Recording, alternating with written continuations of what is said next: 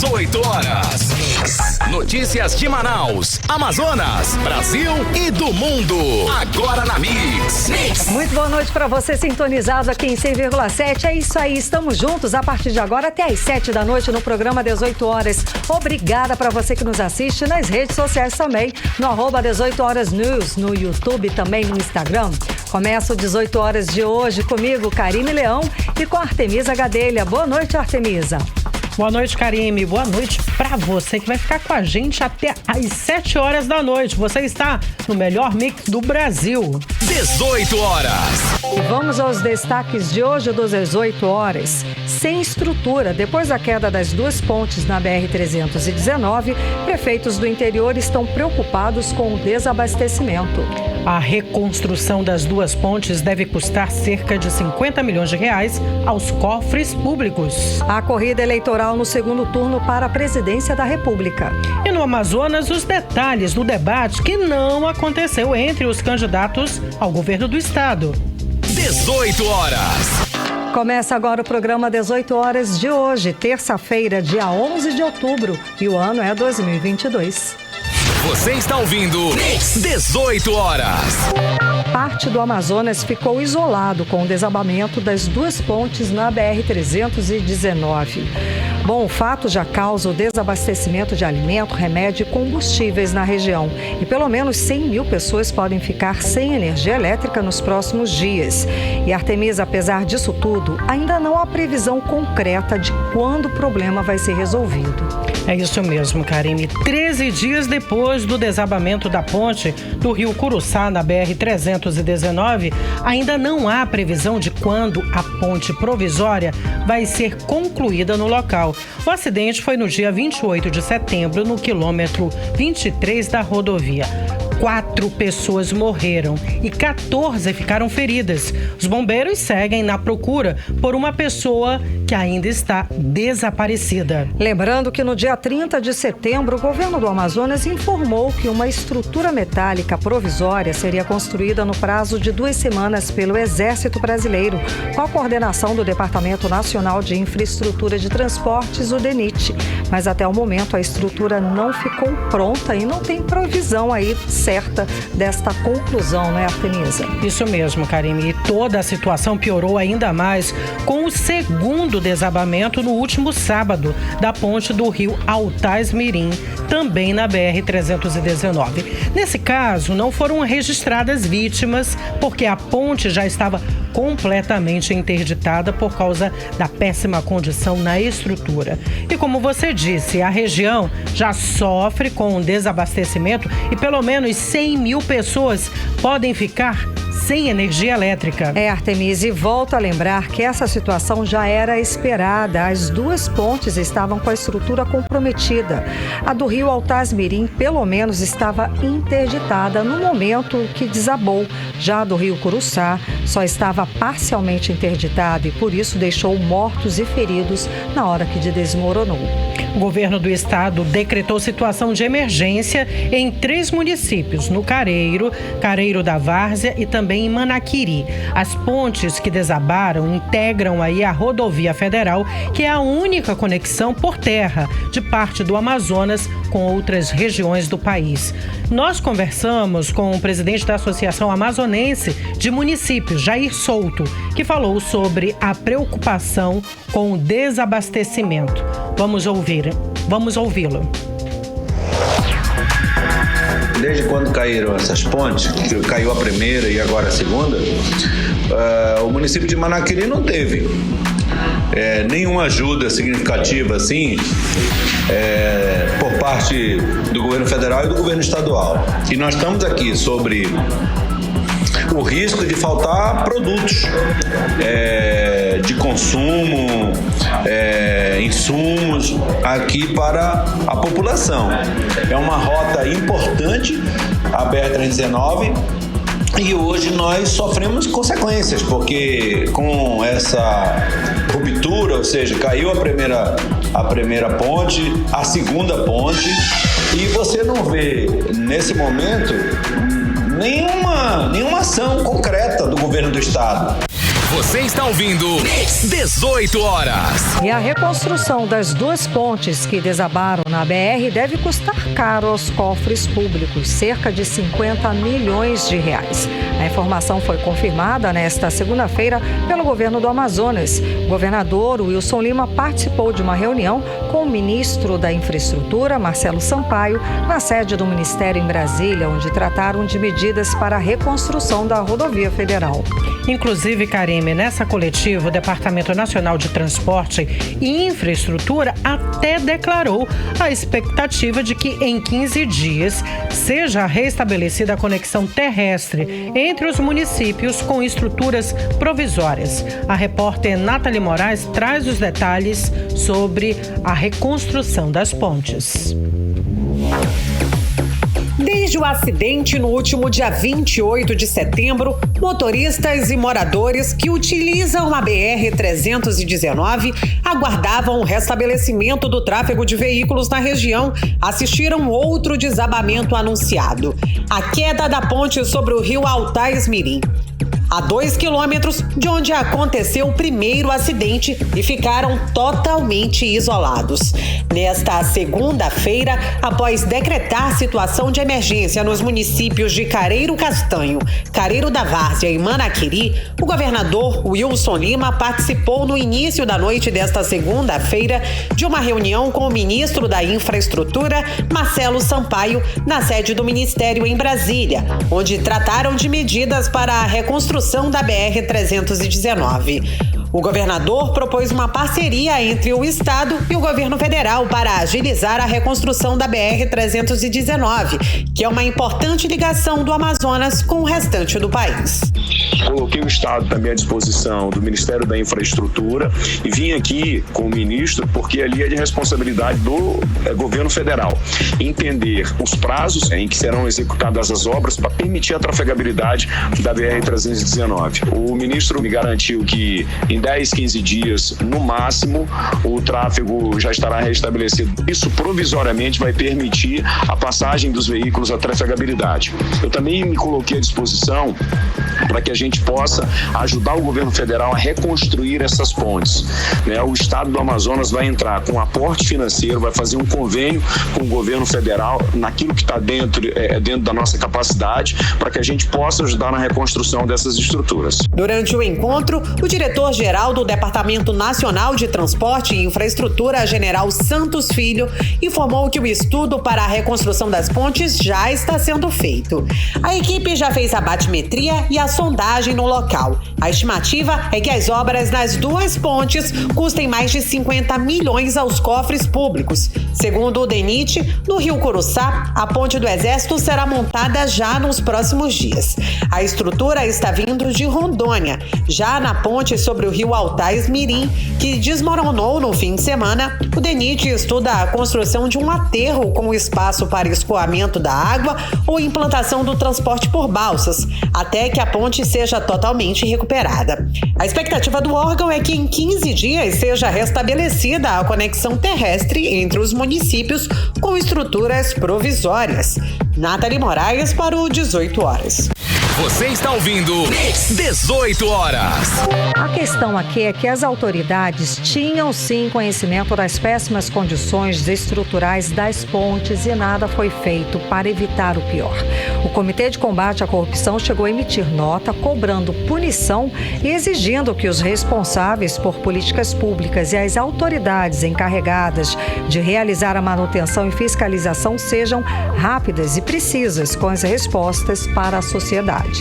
Inclusive, Karime, o assunto foi tema dos debates dos deputados estaduais durante a sessão hoje na Assembleia Legislativa do Estado do Amazonas. A responsabilidade pela manutenção das pontes, assim como as investigações realizadas pelas polícias civil e federal, foram questionadas, pelos parlamentares. O deputado Serafim Correia criticou o que chamou de indústria da manutenção da estrada.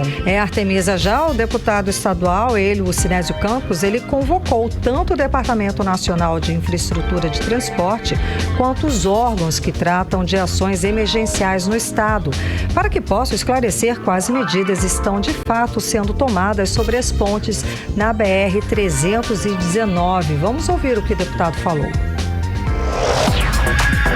É o momento de chamarmos aqui o DENIT para prestar esclarecimento, como também esses convênios que foram celebrados.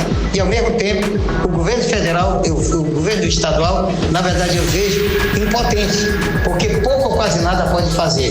O que ele pode fazer? Secretaria de Assistência Social, como também chamar aqui os órgãos, como a Defesa Civil, para dizer de forma muito simples, o que estão fazendo. Então, também estou convocando aqui Corpo de Bombeiro, Defesa Civil, para que o SERJ, que tipo de assistência está fazendo, mas isso é pouco.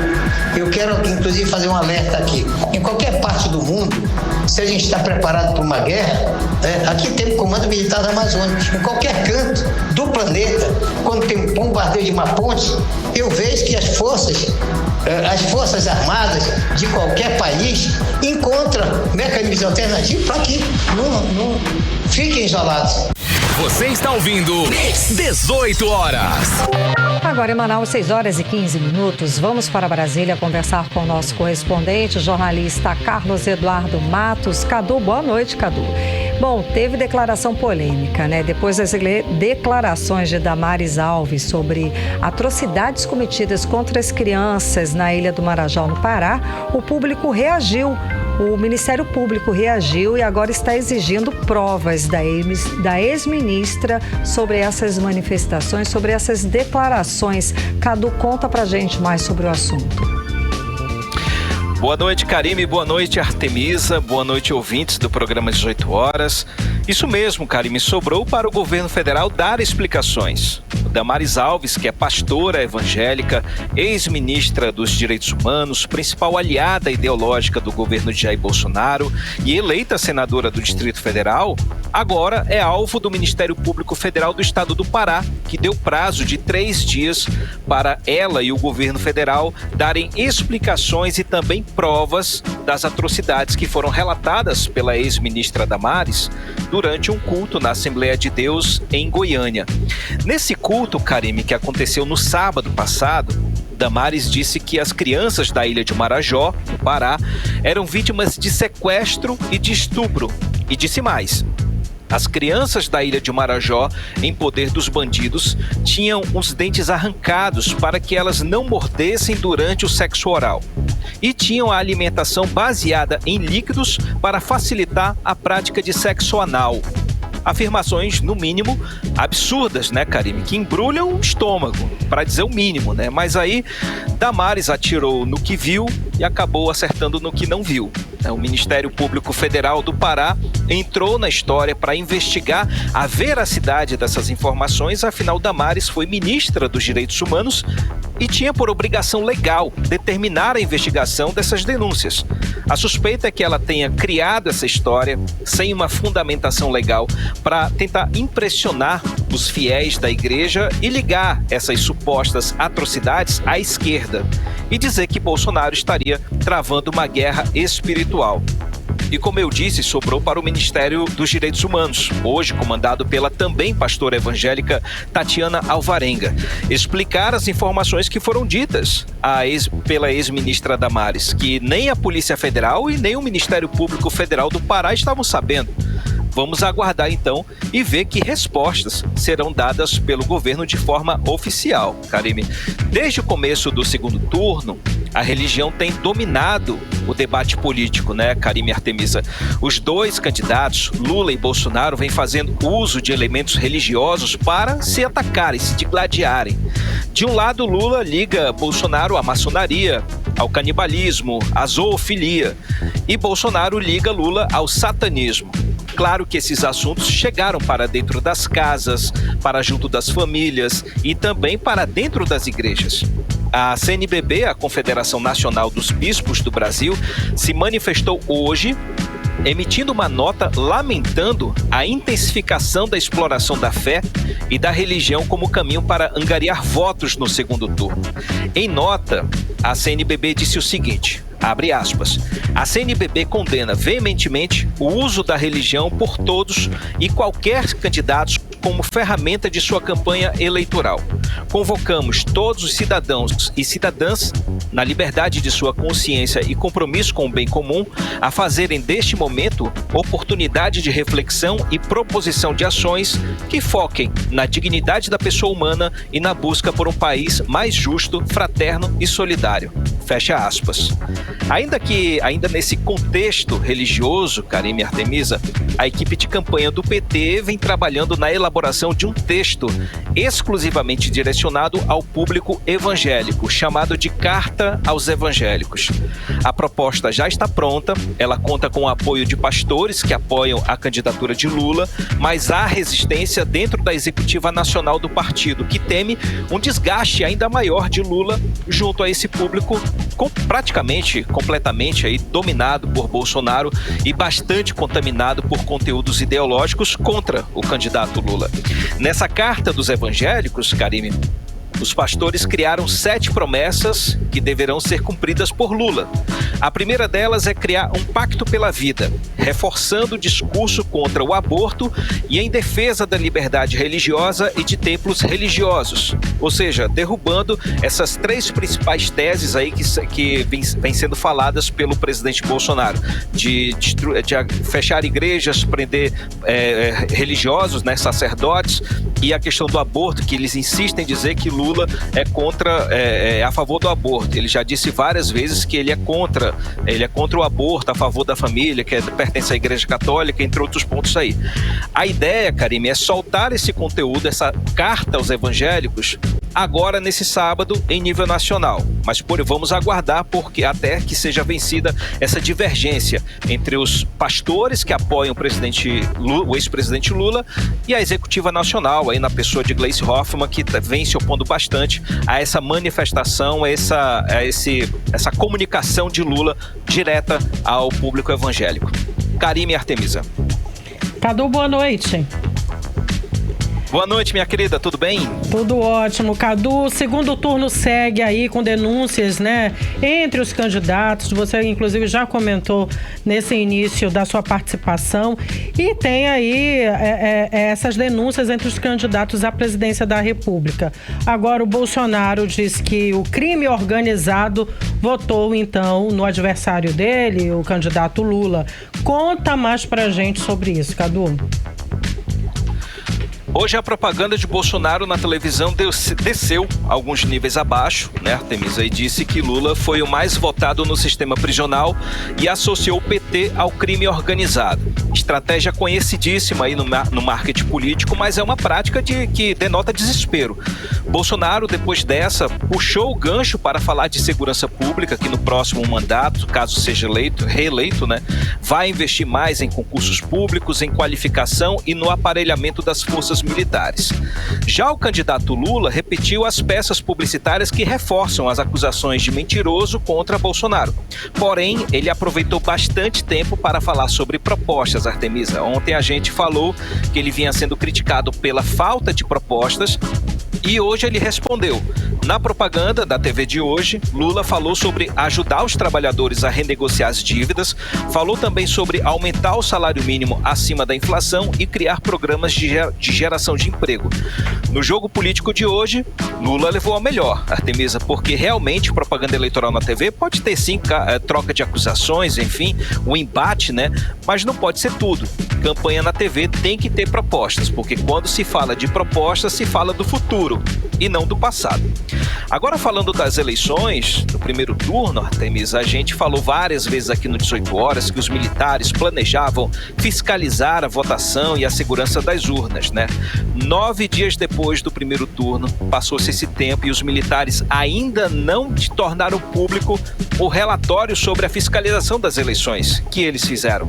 Fizeram esse barulho todo e agora não querem divulgar o que viram, né? Ou o que não viram. o Tribunal de Contas da União, que analisou 540 urnas eletrônicas em todo o país, já apresentou o seu relatório e, segundo eles, não detectou nenhuma inconformidade no primeiro turno. E agora, o subprocurador-geral Lucas Furtado encaminhou um ofício ao Ministério da Defesa exigindo que as Forças Armadas divulguem o seu relatório como um ato de transparência e de honestidade com as demais instituições que atuaram nessa fiscalização das eleições. Até agora, Artemisa, o Ministério da Defesa não respondeu e provavelmente não vai guardar para o segundo turno. Volto com vocês, Artemisa e Karim. Cadu, agora a senadora Simone Tebet, que foi a terceira mais bem votada nas eleições presidenciais, ela disse que vai subir no palanque de Lula. Cadu, explica pra gente. Parece que definitivamente a terceira via se uniu à campanha do PT. É isso mesmo? Isso mesmo, Karim. Hoje teve reunião entre os coordenadores de campanha do candidato Lula e da senadora Simone Tebet. O acordo é que a partir de amanhã, Simone Tebet se dedique integralmente à agenda de campanha de Lula, somando esforços na chapa de centro-esquerda de Lula-Alckmin para vencer Bolsonaro nesse segundo turno. Ciro Gomes também se comprometeu em ajudar, mas ele deve ter uma atuação mínima, já que, segundo as pesquisas, a maioria dos eleitores que votaram em Ciro deverão votar em Bolsonaro nesse segundo turno das eleições. Simone Tebet recebeu quase 5 milhões de votos nesse primeiro turno, cara. E meu objetivo, então, é fazer com que esses votos migrem para Lula, pelo menos na sua quase totalidade aí. E no que se refere à estratégia de campanha, ela vai ter um papel importante, que é de buscar o apoio dos empresários do agronegócio, principalmente na região dela, que é a região centro-oeste, e no sudeste do país. Afinal, Simone Tebet foi eleita senadora pelo estado do Mato Grosso do Sul para ser parte da bancada do agronegócio.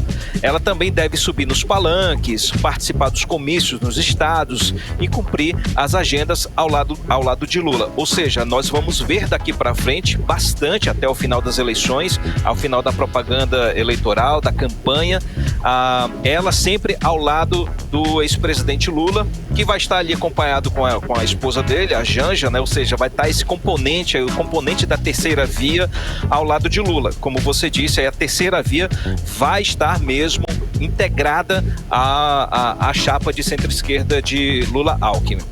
E, Karime, foi divulgado na mídia de Manaus aí que Lula e Simone Tebet deverão estar em Manaus nos próximos dias. E eu chequei essa informação junto com a assessoria do candidato Lula, que a princípio não confirmou.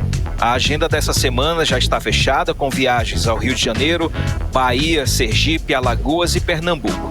A executiva estadual do PT do Amazonas quer que o candidato Lula vá a Manaus no dia 18, terça-feira, mas até o momento essa data não foi confirmada. Então vamos continuar acompanhando e entregar para você, amigo ouvinte, né, a data definitiva e também o local do comício. Por enquanto, nada definido, mas a gente segue acompanhando. Volto com vocês, meninas. Obrigada pelas informações, Cadu. Boa noite, bom trabalho. Valeu, gente. Um abraço. Até amanhã. Tchau, tchau. Tchau, tchau. Agora em Manaus, 6h27. Você segue sintonizado em 100,7 no programa 18 horas, até às 7 da noite contigo. Você está ouvindo 18 horas. O Ministério Público Federal quer cancelar registros de posse de áreas em comunidade extrativista nos municípios de Apuí e Maués, no interior do Amazonas. A recomendação foi feita para o Instituto de Proteção Ambiental do Estado e para o Instituto Nacional de Colonização e Reforma Agrária para que sejam desconsiderados os registros de posse. Esta determinação é para os registros feitos pelo Cadastro Ambiental Rural ou pelo Sistema de Gestão Fundiária nas áreas dentro do assentamento extrativista São Benedito. E, de acordo com o Ministério Público, deve ser realizado em até 30 dias a análise de todos os cadastros. A repórter Odinei Araújo tem os detalhes. De acordo com recomendação do Ministério Público Federal, o Instituto de Proteção Ambiental do Amazonas tem 30 dias para analisar todos os cadastros ambientais emitidos pelo IPAAM. Já o Instituto Nacional de Colonização e Reforma Agrária deve analisar todas as inscrições de imóveis no SIGEF, Sistema de Gestão Fundiária, relacionados ao projeto de assentamento agroextrativista. A partir dessas análises, o IPAAM deve suspender os cadastros que se sobreporem a terras públicas destinadas pela União à proteção de comunidades extrativistas e à preservação ambiental. Por sua vez, o INCRA deve desconsiderar os registros que tiverem pretensões de posse individual incompatíveis com a modalidade de assentamento ambientalmente diferenciado. É que, de acordo com o MPF, os registros de titularidade por beneficiários do projeto de assentamento extrativista São Benedito, tanto em Apuí quanto em Maués, usam mecanismo para legitimar invasões. A Procuradora da República, Ana Carolina Bragança, diz que essas recomendações do Ministério Público são resultado de denúncias recebidas e que se confirmaram após investigação. O Ministério Público Federal recebeu representações, ou seja, denúncias no sentido da existência de várias invasões e ocupações ilegais dentro do projeto de assentamento agroextrativista São Benedito, um projeto que é dedicado ao uso tradicional por parte de comunidades extrativistas. E investigando, foi apurado que havia inscrição de cadastros ambientais rurais, bem como de imóveis no sistema de gestão fundiária do INCRA, sobrepostos a esse projeto de assentamento, embora posses particulares sejam proibidas nesse tipo de território. Por isso, o Ministério Público Federal recomenda ao INCRA e ao IPAAM que cancelem os registros de posse, como explica a procuradora Ana Carolina Bragança. Nós sabemos que a inscrição de imóveis no CAR e no SIGEF é muitas vezes o primeiro passo do processo de grilagem, de apropriação privada dos territórios das comunidades tradicionais. E por isso, expedimos essas recomendações visando já prevenir ou reprimir esses atos iniciais de grilagem em seu início, impedindo a essas pessoas que pretendem dar um uso integralmente privado a um território que já é definido como coletivo, que elas sigam nas suas atividades ilegais. Além dos 30 dias para análise de todos os cadastros no território do projeto de assentamento extrativista São Benedito, o IPAAM e o INCRA têm 60 dias para a prestação das informações acerca das medidas recomendadas pelo Ministério Público Federal. IPAAM e INCRA não se pronunciaram sobre a recomendação do MPF até o fechamento da reportagem. Odineia Araújo para o 18 horas. Você está ouvindo 18 horas. E daqui a pouco, aqui no 18 horas, esta segunda-feira, o Brasil levantou o debate com o Dia Nacional de Luta contra a Violência à Mulher. É o nosso assunto em instantes. 18 horas. E agora vamos conferir o tempo e a temperatura para amanhã. Com ela, Karine Leão. Previsão do tempo. Segundo informações do Clima Tempo, a previsão para amanhã é de sol e aumento de nuvens de manhã, pancadas de chuva à tarde e à noite. A mínima prevista é de 23 graus, a máxima pode chegar a 34 graus. As chances de chuva são de 67% e a umidade relativa do ar fica entre 43% e 99%. Mix. Entrevista do dia. E no Brasil, dia 10 de outubro, marca o Dia Nacional de Luta contra a Violência à Mulher. A data foi criada em 1980 por um movimento social em São Paulo.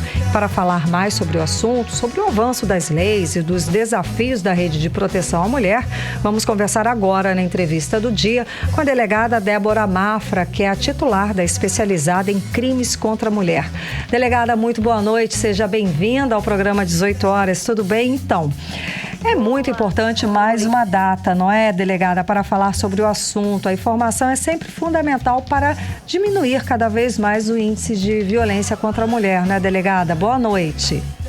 Boa noite a todos na rádio, a todos em casa. Realmente, a gente vê sempre falando sobre a mulher, sobre o combate à violência à mulher, e é necessário, para que toda a sociedade saiba que é necessário ainda Em 2022, nós combatemos a violência à mulher, não somente a doméstica, mas toda e qualquer violência à mulher que seja por gênero, né? Por ela ser mulher. Nós sofremos violência, Karine, em vários setores da sociedade, no trabalho, em casa, na rua, por desconhecidos, por conhecidos.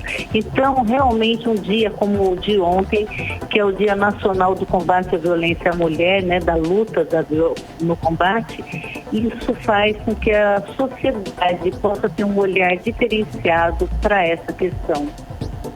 Delegada, boa noite. A Lei Maria da Penha foi criada no dia 7 de agosto de 2006.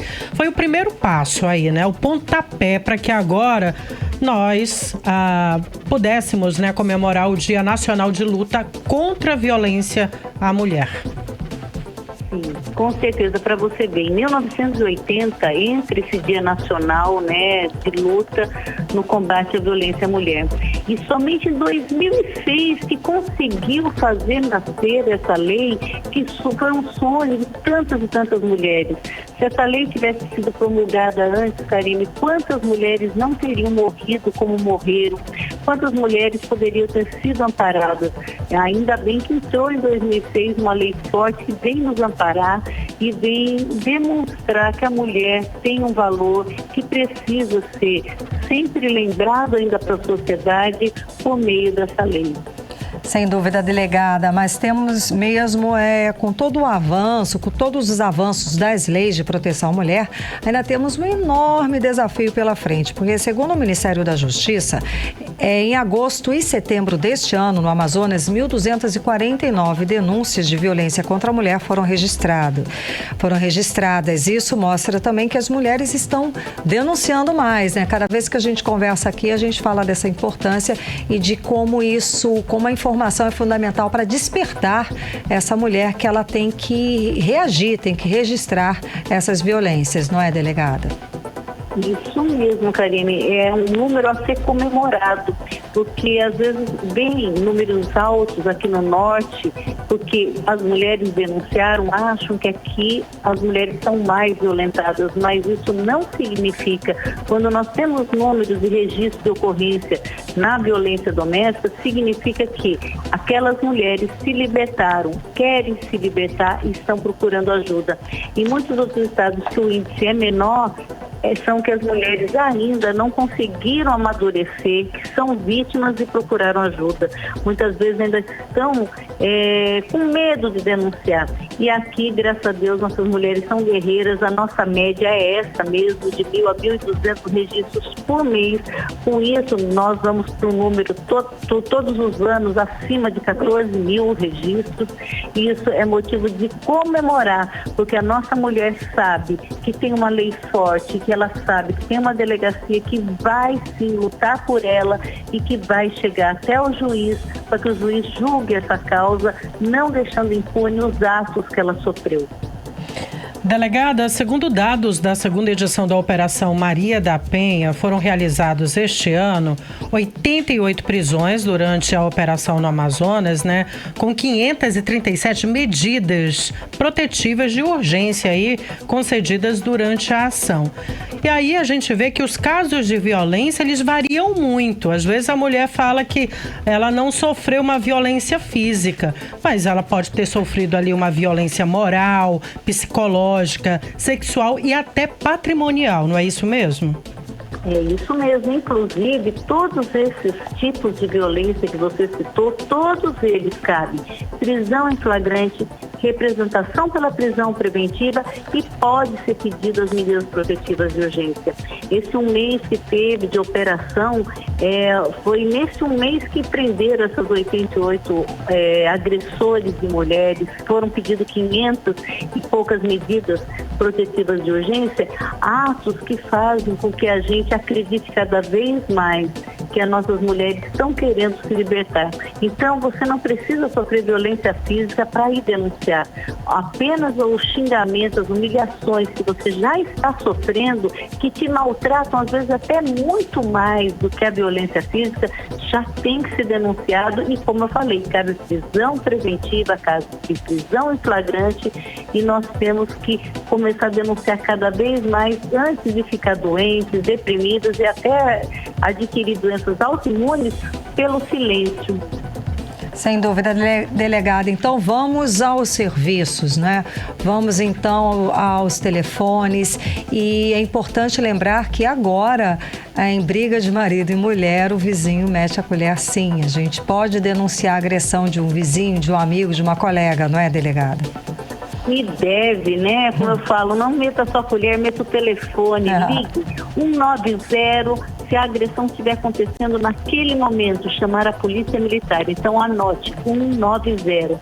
Caso você sabe que aquela mulher sofre a violência, mas não tem coragem de denunciar, e você nunca viu o momento das agressões, mas percebe que ela chega machucada, que ela mudou seu comportamento e às vezes ela reclama de alguma coisa, diz que 180, que aí é denúncia anônima e pode ser utilizado tanto esse canal 180 quanto 181, que vai chegar até a Delegacia da Mulher, e a Delegacia da Mulher, com essa denúncia anônima formalizada, pode ir até a vítima, tentar resgatar essa vítima, convencê-la a denunciar, para que ela consiga sair desse ciclo de violência doméstica. Mas você vendo no momento, ouvindo gritos, não fique pensando, ligue 190 quanto antes e salve essa vítima. Muitíssimo obrigada, delegada, pela sua participação conversando com a gente aqui no 18 Horas. Eu que agradeço e quero desejar a todas as nossas mulheres a liberdade, que é isso que nós queremos, muito amor, muito carinho e respeito de toda a sociedade. Agradeço demais e mando um abraço a todos que estão em casa e a vocês que estão na rádio. Obrigada, delegado. Um abraço para ti. Boa noite, bom trabalho. Boa noite, obrigada. Tchau, tchau. Agora em Manaus, 6 horas e 40 minutos. Você segue sintonizado em 100,7 no programa 18 Horas até as 7 da noite. Você está ouvindo 18 Horas. E daqui a pouco, aqui no programa 18 Horas, Defensoria Pública do Estado conclui o relatório da consulta pública sobre a transferência do terminal rodoviário de Manaus para o Terminal 6, na Zona Norte. Vamos saber o que a população acha sobre essa mudança. Daqui a pouco, é o nosso assunto em instantes. Mix.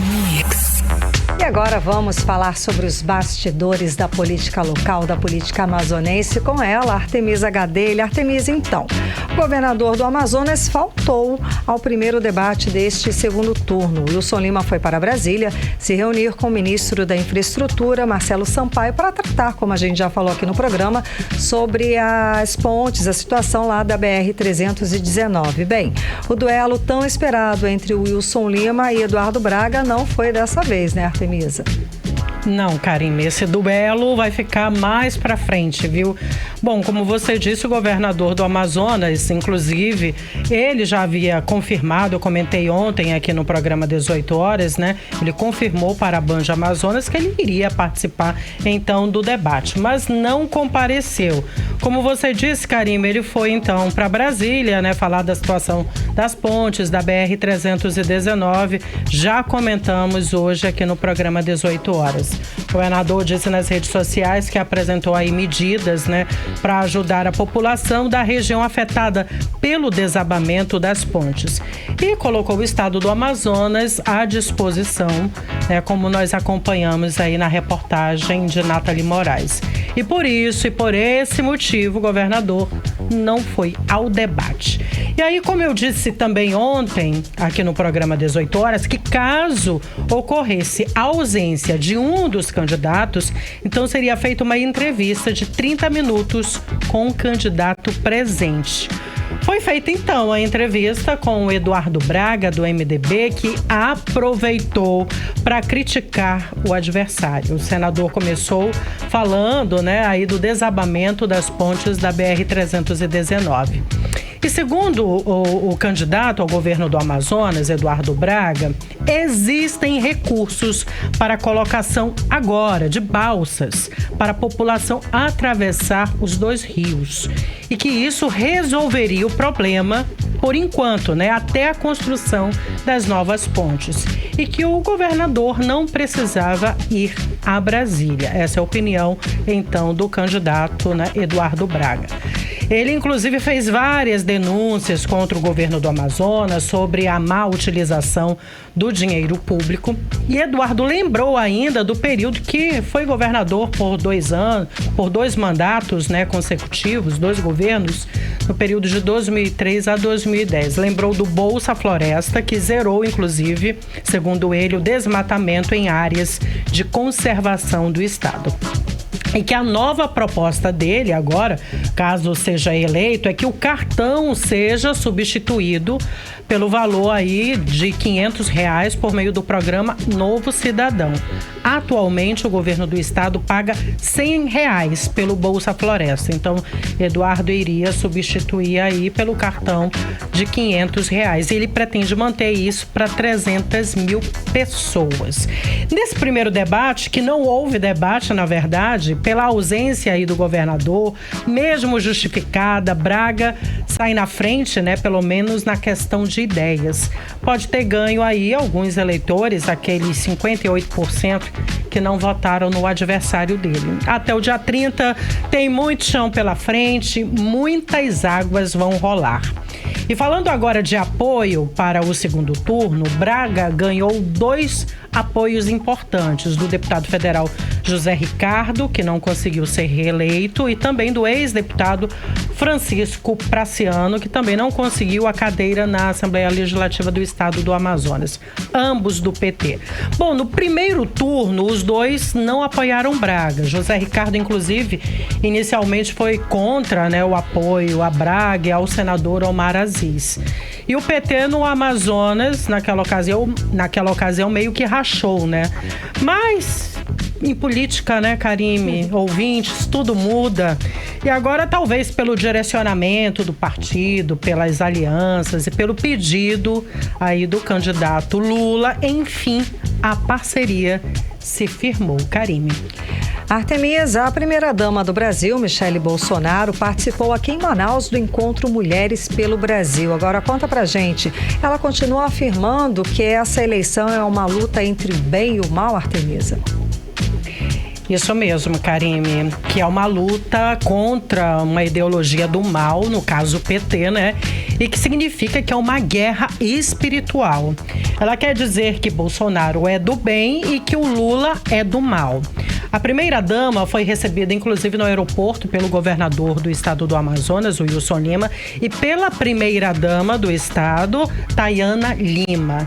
Michele participou do encontro Mulheres pelo Brasil em uma casa de festas ali na Zona Oeste da capital amazonense. Ao lado dela, a ex-ministra do Ministério da Mulher, Família e dos Direitos Humanos, Damares Alves, do Partido Republicanos, eleita agora senadora pelo Distrito Federal.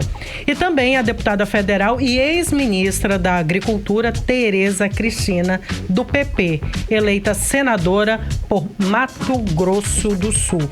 Bom, durante o discurso, Michele defendeu o marido, disse que ele realizou diversas ações para o público feminino e que ele sempre cuidou também dos nordestinos. Por que ela citou tão fortemente esses 2 pontos, né? Por causa das polêmicas do presidente em relação às mulheres. Inclusive, o eleitorado feminino tem preferência pelo candidato Lula. E Michele tem entrado, né, nesse campo feminino para tentar reverter aí alguns votos para o marido. E ela fala bem, tem carisma, né? Tem sido muito bem aceita por esse público mais conservador, inclusive das mulheres evangélicas. E a questão, né, dos nordestinos, nós tivemos aí essa situação, né, esse caso recente que o presidente falou que Lula teve a maior votação no Nordeste porque temos uma maioria de analfabetos ali no Nordeste. Bom, ela finalizou dizendo que caso o marido seja reeleito, Bolsonaro não assumirá por poder, viu? Mas sim por um propósito divino, por Deus. A velha história da mistura da religião e da política, né? Que não cai bem mais, não é um casamento legal, pelo menos não para a maioria. O povo, na verdade, precisa aí de políticas públicas, gente técnica, né? Gente competente. E isso não tem nada a ver com religião. Lembrando, inclusive, Karime, ouvintes, que o Brasil é laico, com liberdade de crença religiosa aos cidadãos, além de proteção e respeito às manifestações religiosas. Não se pode mais governar apenas para um grupo religioso. O Brasil é mais que isso e todos merecem respeito. Karime. Obrigada pelas informações, Artemisa Gadelha. Em Manaus, agora às 6h48. Você segue aqui em 100,7. Você está ouvindo 18 horas. E a Defensoria Pública do Estado concluiu o relatório da consulta pública feita entre os meses de agosto e setembro para saber a opinião das pessoas e dos trabalhadores sobre a transferência do terminal rodoviário de Manaus para o Terminal 6, na Zona Norte. E Artemisa, segundo o relatório, a maioria das pessoas não concorda com a mudança. O documento vai ser levado para o governo do Estado e para a Prefeitura de Manaus. Ao todo, Karime, 467 pessoas responderam ao questionário. Além de buscar informações sobre a mudança de endereço, a consulta também avaliou o que as pessoas e os trabalhadores do local pensam sobre a estrutura, a higiene, conforto e segurança da atual rodoviária. Nós falamos com o defensor público Rodolfo Lobo, que comentou o resultado da pesquisa. Vamos ouvi-lo. E nós perguntamos sobre estrutura, segurança, higiene e todos esses grupos classificaram como, da sua maioria, ruim ou muito ruim a estrutura da rodoviária, a higiene da rodoviária, a segurança da rodoviária atual. Além disso, nós perguntamos sobre se eles são favoráveis ou não à mudança. A mudança, no caso, há uma proposta do Estado e do município para irem para o Lago Azul. E a grande maioria de todos esses grupos se posicionou de forma desfavorável à transferência da rodoviária. Você está ouvindo 18 horas. E agora vamos conferir o tempo e a temperatura para esta noite e madrugada. Com ela, Karime Leão. Previsão do tempo. Segundo informações do Climatempo, a previsão é de pancadas de chuva durante a noite e a madrugada. A mínima prevista é de 24 graus, a máxima não deve passar dos 33 graus. As chances de chuva são de 67% e a umidade relativa do ar fica entre 51% e 92%. Mix. E a festa de Nossa Senhora Aparecida, padroeira do Brasil, acontece amanhã, dia 12, com a volta da procissão nas ruas de Manaus, depois de 2 anos suspensa por causa da pandemia da Covid-19. A previsão é de que mais de 80 mil fiéis participem do evento. A programação começa às 5 da manhã, com a alvorada, entre outras atividades do dia. Terá carreata, missa solene de Aparecida e missa com as crianças às 10 horas da manhã. Ao meio-dia acontece a celebração eucarística. A programação segue com outras atividades, incluindo a procissão de Nossa Senhora Aparecida e às 6 da tarde, missa solene de encerramento.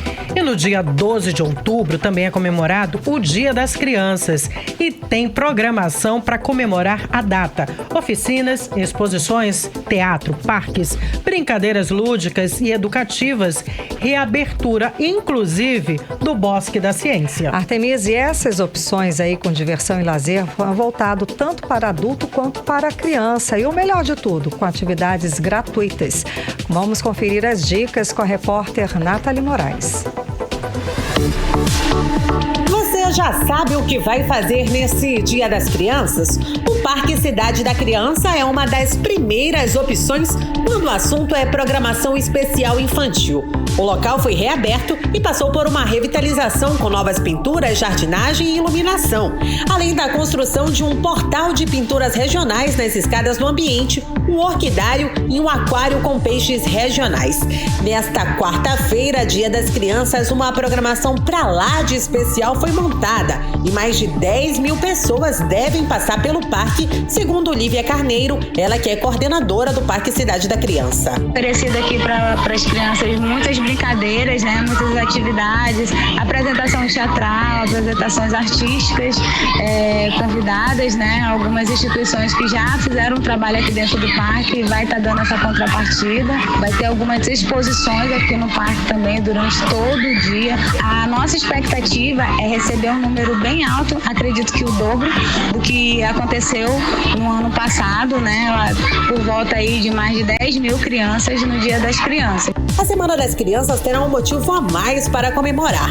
Isso porque agora crianças, jovens, adultos, pais, turistas poderão visitar novamente o Bosque da Ciência, espaço de visitação pública do Instituto Nacional de Pesquisas da Amazônia. A reabertura do bosque para o público em geral acontece hoje.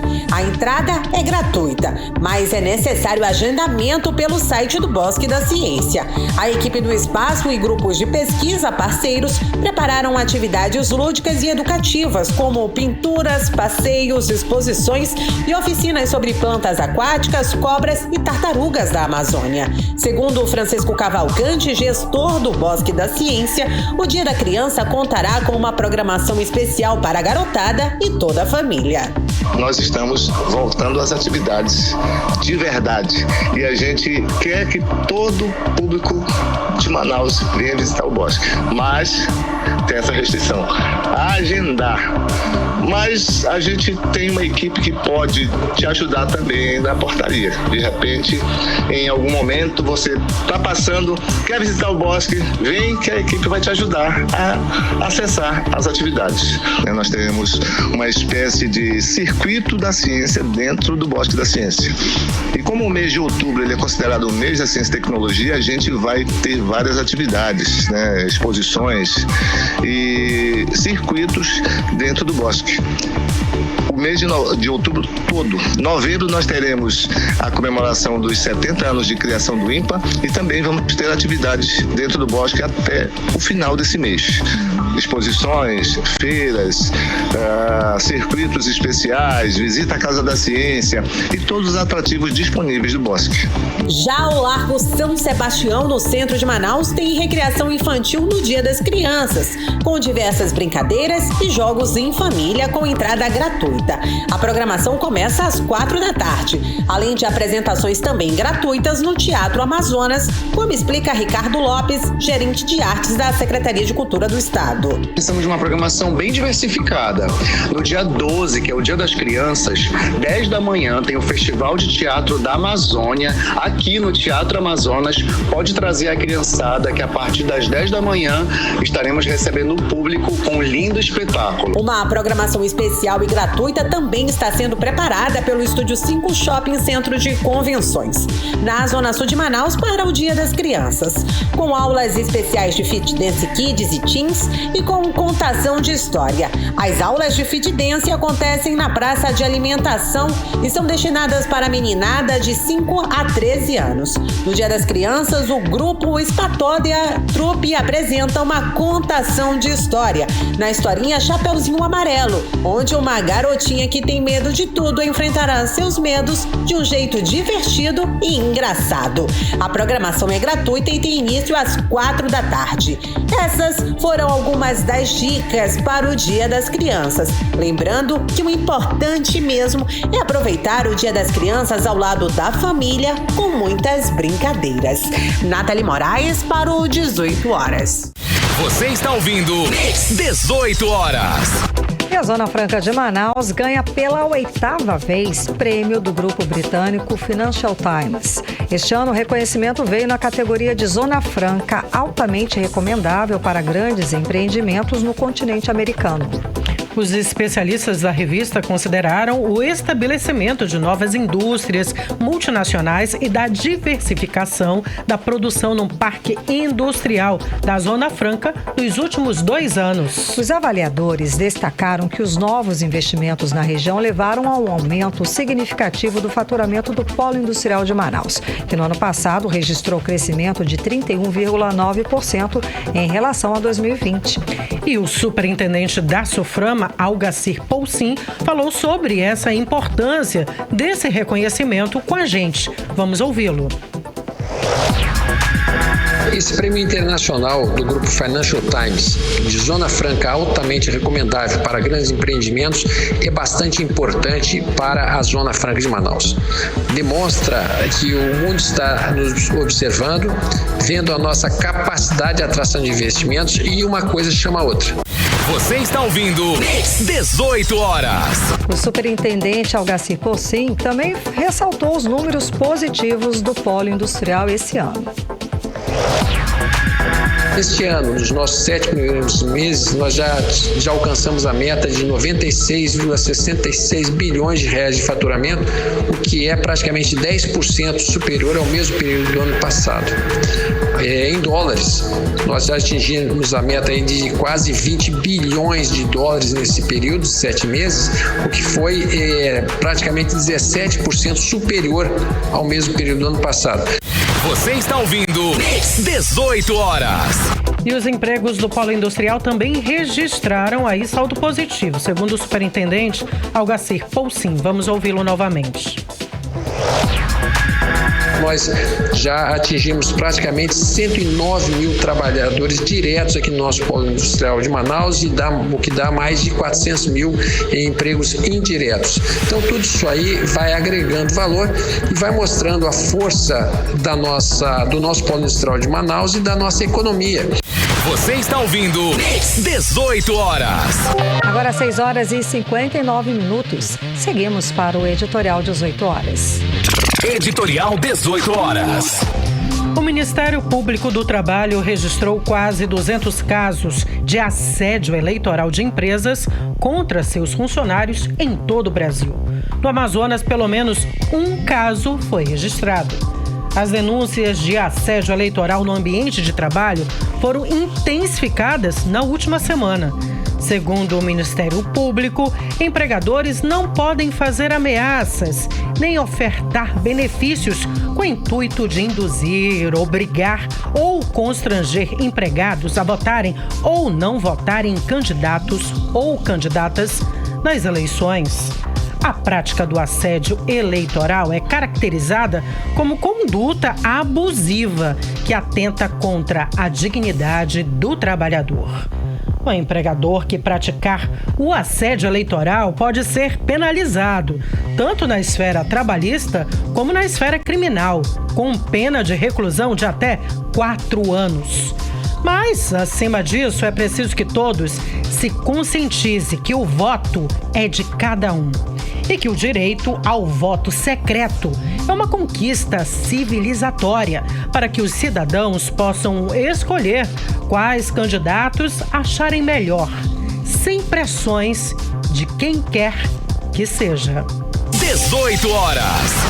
7 em ponto. Termina aqui o programa 18 horas de hoje, terça-feira, dia 12. Boa noite, obrigada pela sua companhia. Boa noite, Artemisa Gadelha. Boa noite, Karime Leão. Obrigada pela sua audiência, por ter ficado com a gente até agora. Até amanhã. Tchau, tchau. Um beijo, até amanhã. Tchau, tchau. Você ouviu 18 horas. As notícias do Brasil e do mundo. De volta amanhã.